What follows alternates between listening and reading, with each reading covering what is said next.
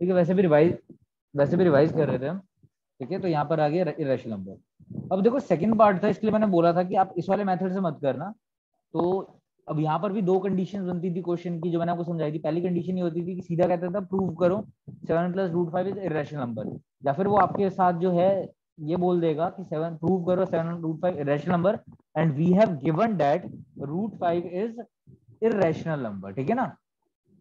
जैसे एक तो डायरेक्ट क्वेश्चन होता है prove that 7 √5 is irrational number, ये प्रूव करना है। या फिर वो क्वेश्चन ऐसे दे देगा कि प्रूव दैट, बट बोर्ड में ना अभी तक मैक्सिमम यही क्वेश्चन पूछे गए जिसपे मैंने हैश बनाया है, ऊपर वाला नहीं पूछता वो, क्योंकि वो काफी बड़ा हो जाता है। Prove that 7 √5 is irrational number and we have given that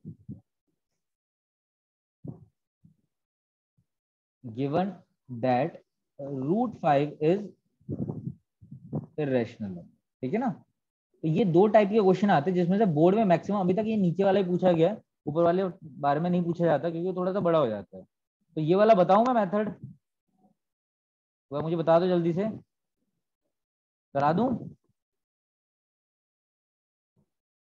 yes sir, करवा दो।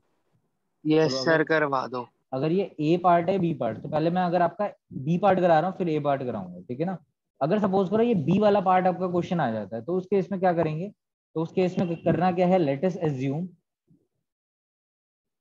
7 √5 इज रैशनल नंबर। ठीक है।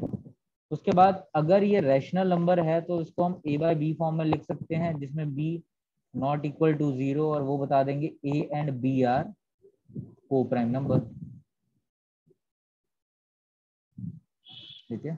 फिर यहाँ पर क्या करते थे कि हम रूट वाली टर्म को अकेला छोड़ देते थे, और जो भी उसके आसपास नंबर था सबको शिफ्ट कर देते थे। जैसे यहाँ पे 7 मल्टीप्लाई हो रहा है, तो यहाँ पर जाके वो डिवाइड हो जाएगा, यानी 1/7 हो जाएगा। यानी ये हो गया √5 इक्वल टू 1/7 A/B, ये हो गया। अब इसके बाद हम ये लिखते थे कि 1/7 A/B is rational number, then √5 will also be a rational number।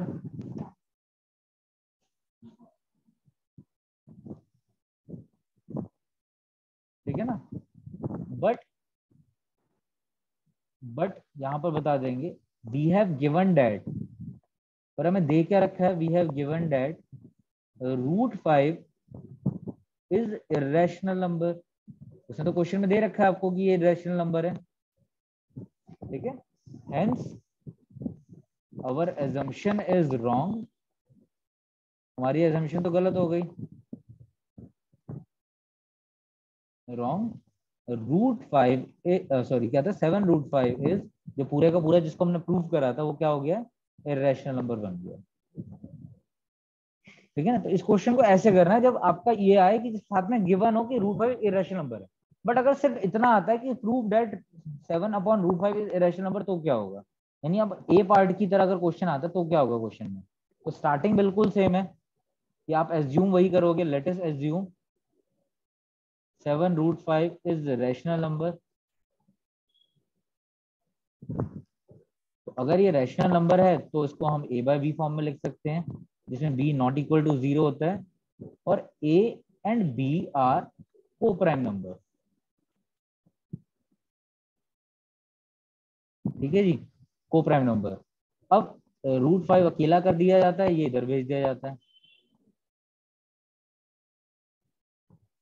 तो यहां पर हम लिख देंगे 1/7 A by B is rational number, then √5 will also be rational number.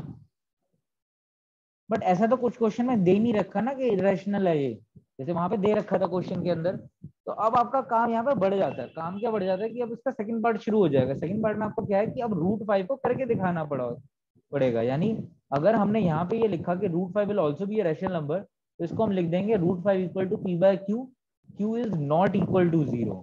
ठीक है ना। यानी अब √5 को आपको अलग से इसके अंदर करके दिखाना है, और बता देंगे P and Q are coprime number.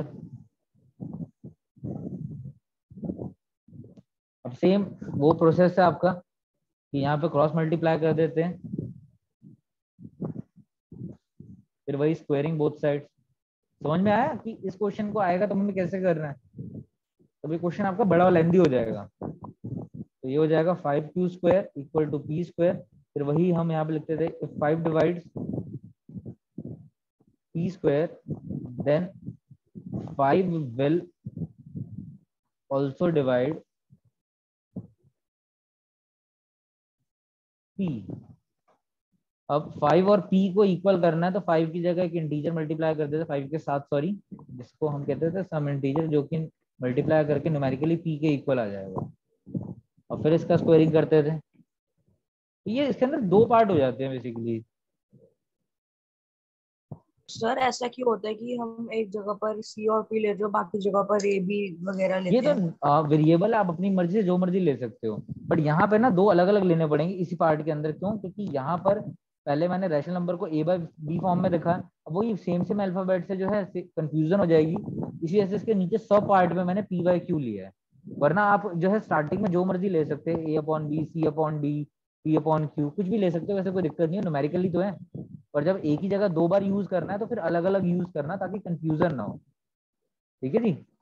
अच्छा सर, जब एक से ज्यादा वो हो तो फिर उसके लिए हमें वो वैसे यूज करना हाँ, पड़ता है, फिर हमें दो बार यूज डबल करना पड़ेगा, वेरिएबल। जैसे मैंने यहाँ पर करा है। तो ये आ जाएगा ओके सर। 25c स्क्वायर, ये हो जाएगा p स्क्वायर के इक्वल। अब इनको इक्वेट कर देंगे।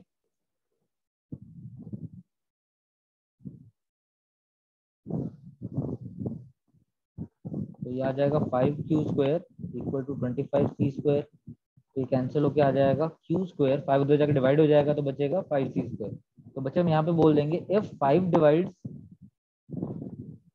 q square then 5 will also divide q। ठीक है ना? तो 5 divides q square then 5 will also divide q, simple सी बात है। तो यहाँ पे बता देंगे 10 p and q have 5 as 5 a as an common factor. Common factor. हाँ जी, मतलब ये 3 लाइनें याद रख लो कि ये कॉमन फैक्टर वाली बात बतानी है। ठीक है ना? और फिर ये बताएंगे अगर कॉमन फैक्टर है तो हमारी एजम्पशन गलत हो गई। एक minute, 5 as a common factor है। और फिर सर लास्ट में ये बता दें कि पी और क्यू प्राइम को प्राइम नंबर्स हैं। हाँ 10, ये मतलब ये बता देंगे p एंड q। एक मिनट, क्या बताया अभी मैंने कि p और q के है 5 एज अ कॉमन फैक्टर है, विच मीन्स, देखो अपनी लैंग्वेज में लिखना आपने, विच मीन्स p एंड, या कॉन्ट्रडिक्शन वाली लाइन थी वही बेटर है, वही लिख देता हूँ, बार बार एक दो लाइनें है ना। Hence it contradicts the fact that P and Q are co-prime number। और लास्ट लाइन में हम बता देंगे our assumption is wrong, so our assumption is wrong, हमारी assumption गलत हो गई यहाँ पर। ठीक है, तो ये हो जाएगा 7, सॉरी ये क्या कर रहे थे हम, √5 का कर रहे थे ना, √5 इज इरेशनल नंबर। तो देखो ये अभी सब पार्ट हो रहा था, अभी मेन पार्ट नहीं हुआ है। तो यहाँ पर हमने बता दिया कि √5 एक इरेशनल नंबर है। ठीक है, अब हम बताएंगे देयरफॉर कि ऊपर क्या चल रहा था। ऊपर हमने बताया था कि यहाँ पर, एक सेकेंड, यहाँ पर कि आपका कहाँ गया ये, हाँ ये कि √5 क्या है, रैशनल नंबर है। और अभी हमने √5 को पूरा सॉल्व करके दिखाया है और बता दिया यहाँ पर कि √5 तो इरेशनल नंबर निकला, यानी therefore our assumption of 7 √5 is also wrong। Sir जो 7, आपने ऊपर किया और नीचे किया वो दोनों अलग अलग वेज हैं करने के? हाँ मतलब दो पार्ट थे ना, एक बी पार्ट में क्या है जहाँ पे हमें गिवन होता है कि √5 इरेशनल है, जिसके अंदर ये करके दिखाने की जरूरत ही नहीं है, वहाँ सीधा लिख देते हैं। पर कई बार जो है जैसे अच्छा ए सर, वाला जैसे पार्ट, आपने लास्ट क्लास में बताया था। हाँ सेम वैसे ही है।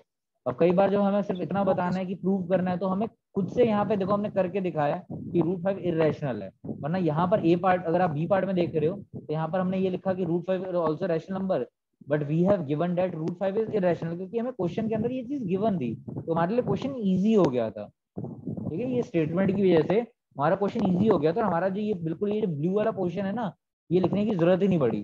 पर जो पहले वाला क्वेश्चन था उसके अंदर ये मिसिंग था, तो इसके लिए हमें यहाँ पे करके दिखाया पूरा, और हमने आखिरी में बताया कि रूट 5 इरेशनल नंबर है। इसकी वजह से फिर जाके हमने पूरा बताया कि इस वजह से पूरा क्वेश्चन जो है आपका इरेशनल नंबर है। ठीक है ना। तो जब भी दो पार्ट आएंगे तो ध्यान रखना है कि दोनों पार्ट में जो है दोनों को करने का तरीका अलग अलग है। और क्वेश्चन में दोबारा दिखा रहा हूँ कि कौन से क्वेश्चन की बात कर रहा हूँ। मैं क्वेश्चन की बात कर रहा हूँ ये पहला पार्ट है जिसको मैंने ए से यहाँ पे नोट करा है, और ये दूसरा पार्ट है, और ये इजी है। ठीक है, और ये इजी तो ये भी है, बट ये थोड़ा सा लॉन्ग क्वेश्चन है। ये डिफरेंस है दोनों के अंदर, ये शॉर्ट क्वेश्चन है। अब ऐसे ही देखो थर्ड पार्ट है, तो थर्ड पार्ट में बोल रहे हैं 6 प्लस रूट 2 है, तो रूट 2 को आप अकेला रखोगे, 6 को उधर भेज दोगे, तो वहां पर जाके आप सीधे यही स्टेटमेंट लिखोगे। तो इसको थोड़ा सा स्टार्ट बता देता हूँ मैं, पर सेम ध्यान रखना इसको भी वही दो तरीके से करेंगे जब तक क्वेश्चन में आपको गिवन नहीं होगा। जैसे ये है 6 प्लस रूट 2 है, तो आप इसको a बाय बी लिखना, और b not equal to 0, a and b are coprime number, ये सब लिख लोगे। तो रूट 2 को आप अकेला रखोगे, a बाय बी 6 उधर जाके माइनस हो जाएगा। फिर आप बताओगे कि a बाय बी माइनस 6 जो है वो क्या है, एक रैशनल नंबर है। ठीक है, और रूट 2 जो है वो भी एक रैशनल नंबर होगा। बट अगर क्वेश्चन में गिवन होगा ये इरेशनल है, तब तो सीधा सीधा आपका क्वेश्चन खत्म हो जाएगा। और अगर क्वेश्चन में इरेशनल नहीं गिवन होगा तो इसको आपको पूरे का पूरा फिर प्रूव करना पड़ेगा, और प्रूव करने के बाद फिर जाके आप आखिरी में स्टेटमेंट दोगे कि हाँ भाई पूरे का पूरा क्वेश्चन जो है इरेशनल नंबर है। ठीक है ना। बट मैं आपको इतनी तसल्ली दे रहा हूँ कि बोर्ड के पेपर में अभी तक जो है हमेशा शॉर्ट क्वेश्चन ही आया, लॉन्ग वाला नहीं आया, तो कोई घबराने वाली जरूरत नहीं है। बस आने आपको दोनों चाहिए, कि डिपेंड करता है कि बोर्ड में क्या पता इस बार लॉन्ग पूछ ले, तो आपको पता दोनों ही होने चाहिए मेथड। ठीक है, अब करें हम अगली एक्सरसाइज का स्टार्ट। ये तो हमने पुराना ही रिवाइज करा, अभी तो कुछ नया नहीं करा, जो पुरानी क्लास में पढ़ा था वही चीज आज रिवाइज करी है। चलिए देखते हैं यहाँ पर। अब मेन जो है अगली एक्सरसाइज है हमारी। अच्छा, पूछना किसी को इसके क्वेश्चन के रिगार्डिंग कोई डाउट हो इस नो क्वेश्चन? सर। ठीक है ना, सेम वही चीज है जो हमने लास्ट क्लास में करी थी। अब एक बार रिवाइज जरूर करना, क्योंकि अगर स्टेप्स याद नहीं करोगे ना तो भूल जाओगे। और याद भी क्या करना है, एक क्वेश्चन को 2-3 बार करके देख लेना, वो अपने आप चीजें आपके दिमाग में बैठ जाएंगी, क्योंकि कॉमन ही स्टेप है हर क्वेश्चन के अंदर। चलिए बच्चे एक बार देखते हैं ये वाला। अब जो अगली एक्सरसाइज है उसके अंदर ना मेन आप दो चीजें पढ़ रहे हो, एक है रैशनल नंबर के बारे में, और एक है इरेशनल नंबर के बारे में। ठीक है, तो रैशनल इरेशनल पता होगा आप लोगों को क्या होता है? कोई बताएगा मुझे रैशनल नंबर क्या होता है? हाँ जी, वो बताएगा रैशनल नंबर्स क्या होते हैं? सर जो पी अपॉन क्यू की फॉर्म में होते हैं। हाँ, जो हम पी और क्यू क्या होते हैं? सर p न्यूमरेटर होता है और q denominator, where q can't be equal to 0। अरे नहीं, वो तो ठीक है, न्यूमरेटर डिनोमिनेटर होता है, मतलब ये क्या होते हैं? Natural number, whole number, integer, क्या होते हैं ये? सर ये इंटीजर हो सकते हैं। इंटीजर होते हैं, इंटीजर होते हैं। यानी रैशनल नंबर क्या होते हैं? पी अपॉन क्यू फॉर्म के नंबर्स होते हैं जिसमें क्यू कभी जीरो नहीं हो सकता, और पी एंड क्यू जो होते हैं वो आपके इंटीजर होते हैं। अब इंटीजर्स क्या होते हैं ये भी रिवाइज करा देता हूँ। इंटीजर्स होते हैं कि नेगेटिव और पॉजिटिव वैल्यू, ठीक है ना, जैसे -5, -4, 0, 1, 2, 3, यानी नेगेटिव पॉजिटिव जीरो सब कुछ इंक्लूड होता है इंटीजर्स के अंदर।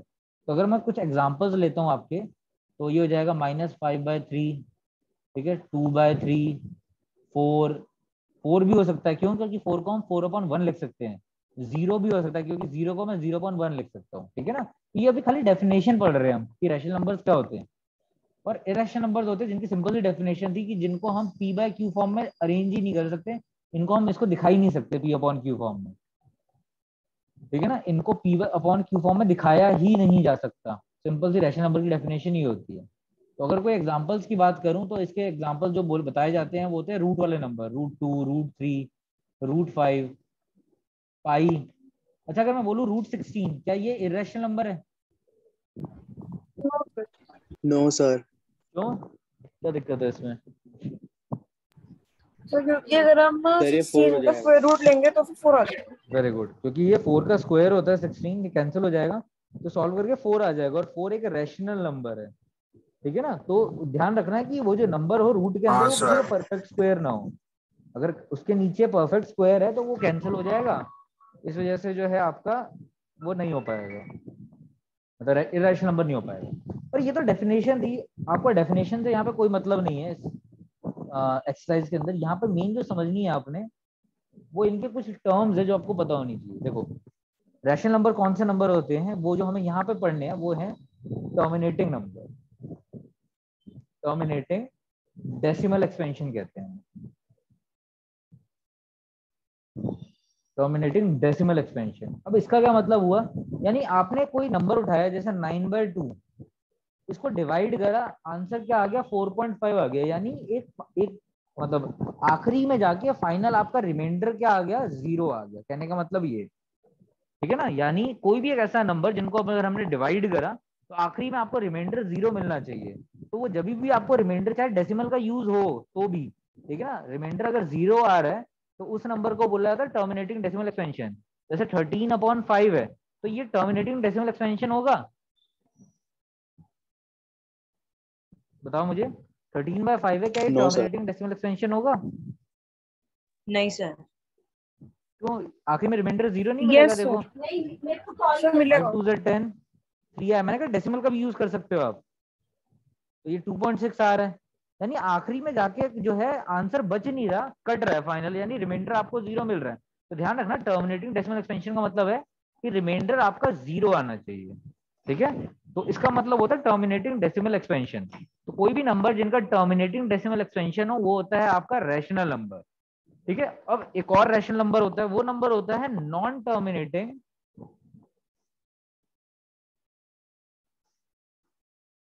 ये ना वैसे आपने 9th क्लास में पढ़ी हुई है चीजें, एंड रिकरिंग। रिकरिंग का मतलब पता है किसी को क्या होता है?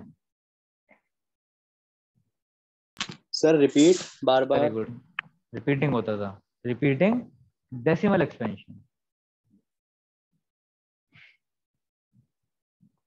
अब ये कौन से नंबर होते हैं, ठीक है, तो मैं आपको एक इसका एग्जांपल बताता हूँ। जैसे 16/3 करते हैं,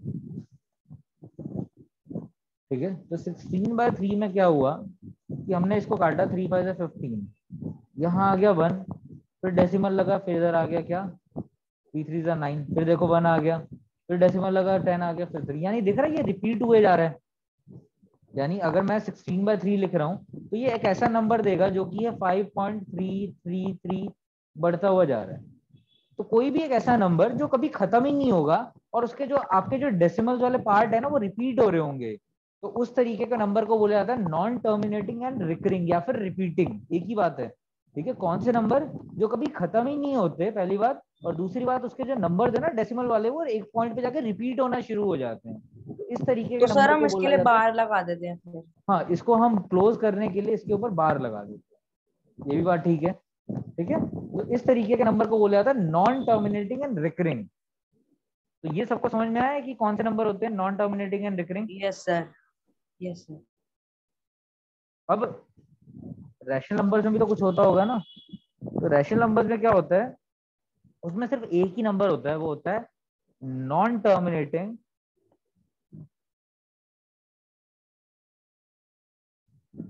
एंड नॉन रिकरिंग,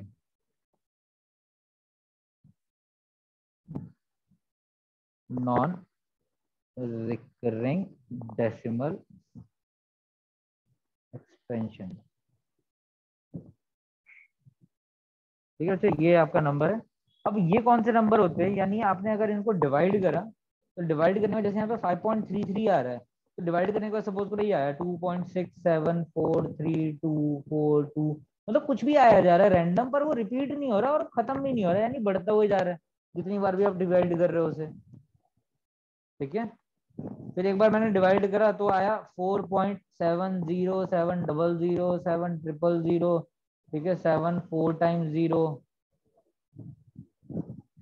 इस तरीके से वो बढ़ता हुआ ही जा रहा है। तो ये भी आपका जो है नॉन टर्मिनेटिंग एंड रॉकरिंग। अब बच्चों को लगता है ये ना रिपीट हो रहा है, बच्चे ध्यान दो यहाँ पे ना रिपीट नहीं होता ये, क्योंकि एक बार 70 आया, फिर 700 आया, ठीक है, फिर 7000 आया, फिर 70,000 आया, तो वो रिपीट तो नहीं हो रहा ना।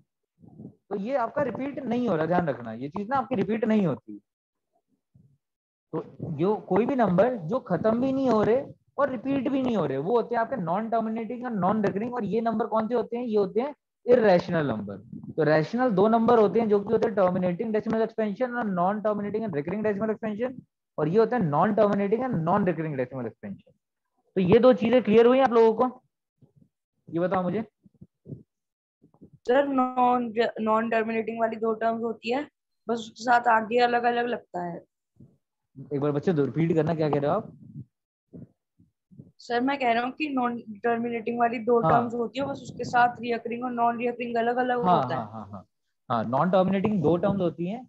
नॉन रिकरिंग वाली चली जाती है इरेशनल की तरफ, और जो रिकरिंग वाली है वो हो जाती है रैशनल की तरफ। ये चीज ध्यान रखनी है तो आपने, सर ठीक है जब ना? हमें ये चीज बतानी होगी तो हम आगे नॉन रिकरिंग या रिकरिंग लिखना पड़ेगा ना? हाँ, पूरा लिखना पड़ेगा कि ये नॉन टर्मिनेटिंग है, नॉन रिकरिंग है, इस वजह से ये क्या है आपका इरेशनल नंबर। जैसे मैं क्वेश्चन लेकर आता हूँ, चलो एक काम करते हैं, उल्टा शुरू करते हैं, आपको ज्यादा अच्छा। अब जैसे ये वाला क्वेश्चन उठाया हमने, क्वेश्चन नंबर थर्ड, तीन ही क्वेश्चन है इस एक्सरसाइज के। क्वेश्चन नंबर थर्ड की बात कर रहा हूँ मैं। बताना मुझे जरा फर्स्ट का आंसर क्या होगा।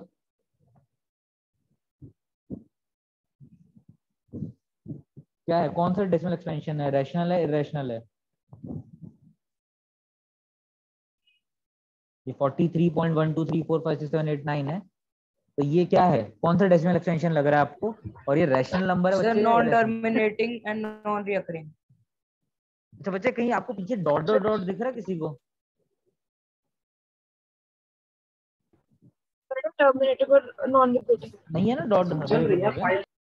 यहाँ पर कोई डॉट डॉट डॉट नहीं है, यानी इसका मतलब है कि एक टाइम पे जाके ये खत्म हो गया। तो अगर ये खत्म हो गया तो ये तो हो जाएगा टर्मिनेटिंग।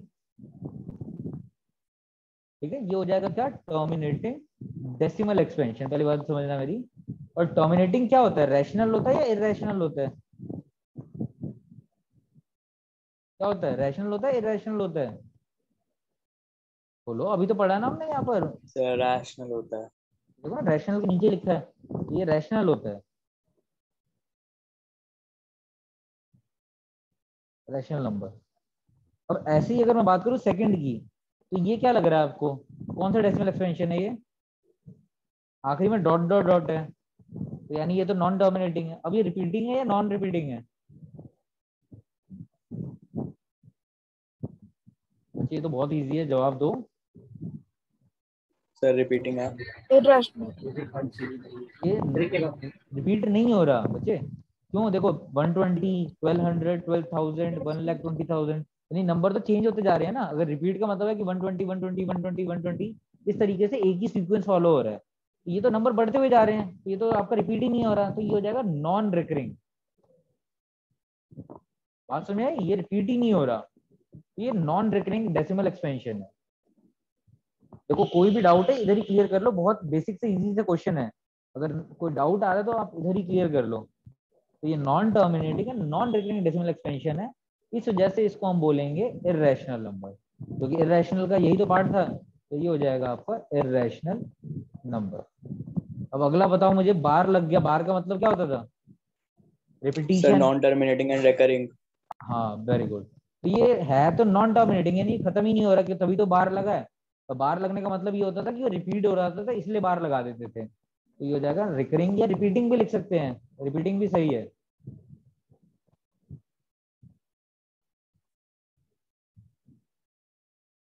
ठीक है, तो ये हो जाएगा। और ये कौन सा होता है, रैशनल होता है इरेशनल होता है, रिपीटिंग वाला? इरेशनल। Sir rational. ये रैशनल होता है। अब बताओ, ये तीनों एग्जांपल से समझ में आया रैशनल इरेशनल का डिफरेंस? Yes sir. ठीक है, चलो ठीक है। अब मेन आते हैं इसके कुछ थ्योरम्स हैं, एक बार थ्योरम रीड करनी है हम लोगों ने। अब ये थ्योरम 1.5 है, पढ़ना जरा एक बार।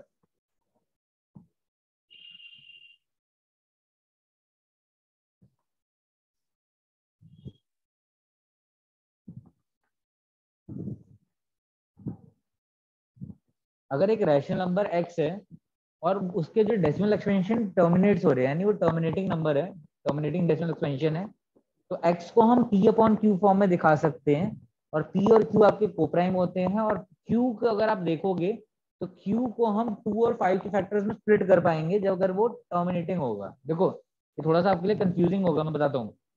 अब 1.6 की तरफ पढ़ते हैं। देखो इसके अंदर क्या बोल रहा है कि अगर x जो है वो p बाय q फॉर्म में है और रैशनल नंबर है, तो उसके प्राइम फैक्टराइजेशन ऑफ q जो है वो होंगे 2 और 5। तो इसका मतलब ये है कि वो क्या होगा, सर डेसिमल आपकी एक्सपेंशन। स्क्रीन ना ब्लैक हो गई है, मैं एक बार रीज्वाइन कर लूं 10 मिनट्स में। चलिए एक बार जल्दी से ज्वाइन करिए।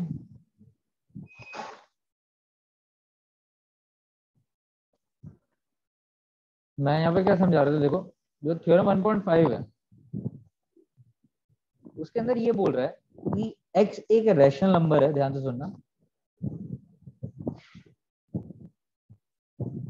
जिसको हम, जो कि हमें पता है ये क्या है, टर्मिनेटिंग डेसिमल एक्सपेंशन है।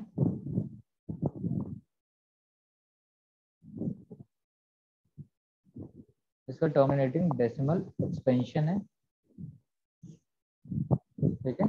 और अगर इसका टर्मिनेटिंग डेसिमल एक्सपेंशन है तो जो इसका q जो है फैक्टर्स है ना, तो उसके फैक्टर्स 2 की पावर m और 5 की पावर n होंगे। इस पर मैं आता हूँ, पर मैं दोनों का डिफरेंस बता रहा हूँ। यहाँ क्या बोल रहा था थ्योरम 1.6 में, देखो कि x अगर एक रैशनल नंबर है